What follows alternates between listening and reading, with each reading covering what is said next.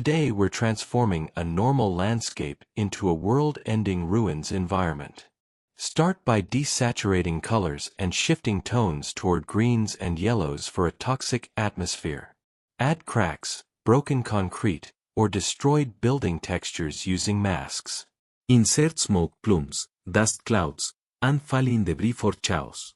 Adjust lighting to be dramatic and moody, with a dim sky. Add distressed overlays like rust, dirt, or scratches. Enhance shadows for depth and push highlights toward pale gray. The image becomes a cinematic wasteland scene full of tension and destruction. Let's create your ruined world.